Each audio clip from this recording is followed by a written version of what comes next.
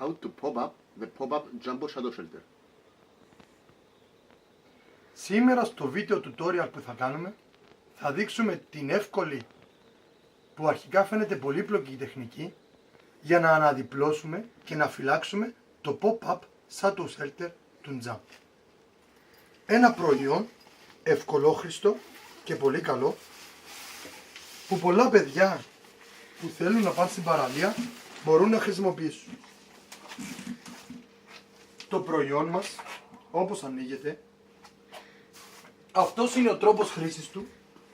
Ένα προϊόν ευρύχωρο και πολύ καλό,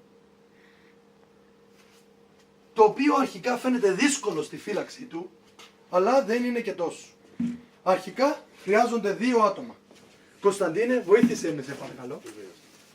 Πρέπει τα 2 άτομα να το κρατούν από τις 2 άκρες. Βλέπετε, κρατάμε τον μπλε με το πορτοκαλί ενωμένα. Θα πρέπει να κάνουμε και οι 2 αντίστροφη κίνηση, και οι 2 ή προς τα δεξιά ή προς τα αριστερά, σαν και αυτή που βλέπεις. Το προϊόν μετά θα δείξει το δρόμο του. Γάμο, τη ράτησα μου. Ξανά, έλα Κωνσταντίνε, έλα.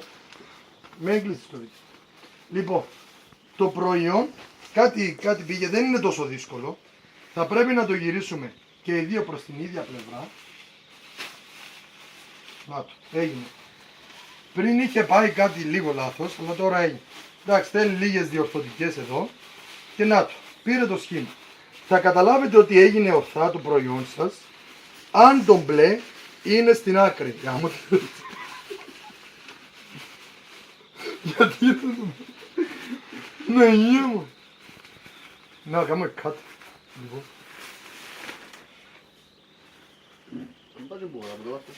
Όχι, έτσι. Πρέπει να κρατάμε τις 2 άκρες. Θα κάνουν και τα 2 άτομα κίνηση ή προς τα δεξιά ή προς τα αριστερά, ανάλογα με τους πόσους τους βολεύει. Έλα Κωνσταντίνε. Το προϊόν θα γίνει σε κυκλικό σχήμα και θα σας δείξει πραγματικά από μόνο του τον τρόπο που διπλώνεται. Βλέπετε τώρα το κρατάω χωρίς καμία δυσκολία και δεν θέλει να ανοίξει. Αυτό είναι και το σημάδι της σωστής αναδίπλωσης του προϊόντος. Στη συνέχεια το φυλάγετε στο πακέτο με πάρα πολύ μεγάλη ευκολία. Σας παρακαλώ, κάντε like και subscribe.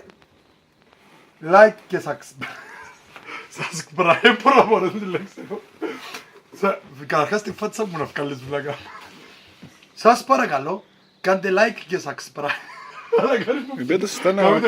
Σας παρακαλώ, κάντε like και σχολιάστε κάτω από το βίντεο για να... Τι είναι?